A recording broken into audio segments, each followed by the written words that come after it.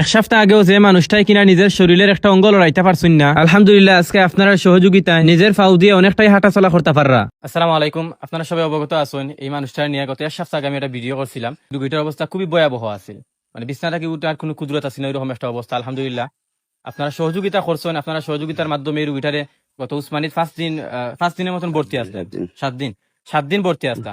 ভর্তি হওয়ার পরে এখন তাদের গতকালকে সিট খাটিয়া দিছে। আলহামদুলিল্লাহ মোটামুটি এখন সুস্থ আছেন, আগে তো কোনো রকম হাঁটতেই পারতেন, এখন হাঁটা চলা করতে পারেন।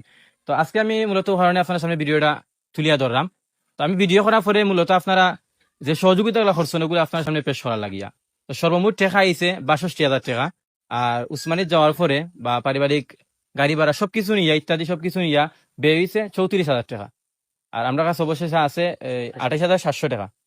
তো এই সব টাকাগুলো আমার বাইক আছে, আগামীতে হয়ে দিচ্ছে 10 দিন ওষুধ দিচ্ছি ভাই। বর্তমান 10 দিন ওষুধ দিছে, পরবর্তী 10 দিন পরে আবার ডাক্তারের সাথে দেখা করতে হবে, তারপরে তারা আবার নতুন চিকিৎসা চালাবে। 10 দিন পরে আবার নতুন করে চিকিৎসা শুরু করবো।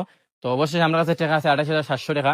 আর অনেক ভাই আমরা লগে যোগাযোগ করার টাকা দেওয়া লাগিয়া। তো আমি আশা করবো আপনারা যেও আমরা লগে যোগাযোগ করা আপনারা একটু টাকাটা তারা একটু দিবাই নিয়া বা তারা বিকাশ নাম্বার আমি দিয়া রাখবো, একটু সহযোগিতা করবা।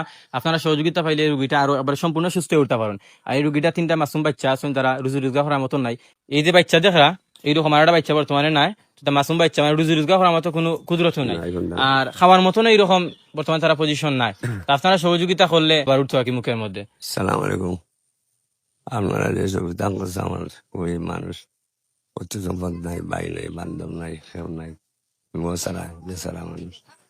অসুবিধা হলে আমার বাচ্চা আছে, বাঁচতাম, আমি বাঁচতাম।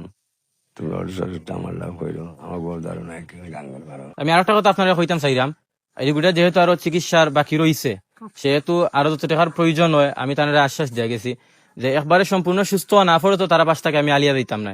তো বিশেষ করিয়া আমি তারা পাশে থাকতে হইলে আপনার আমার পাশে থাকা লাগবো। অসংখ্য ধন্যবাদ জানাচ্ছি আমিরুল ভাইকে, কারণ ওনাকে আমি রিকোয়েস্ট করার পরে উনি রোগীকে দেখতে এসে তারপরে তিনি তাইনোর যতটুকু সামর্থ্য নিয়ে আপনাদের সাথে সবার সাথে যোগাযোগ করে, কারণ উনি টাকাগুলো আমার মাধ্যমে ওনার মাধ্যমে এনে আমাকে তিনি প্রেরণ করেছেন।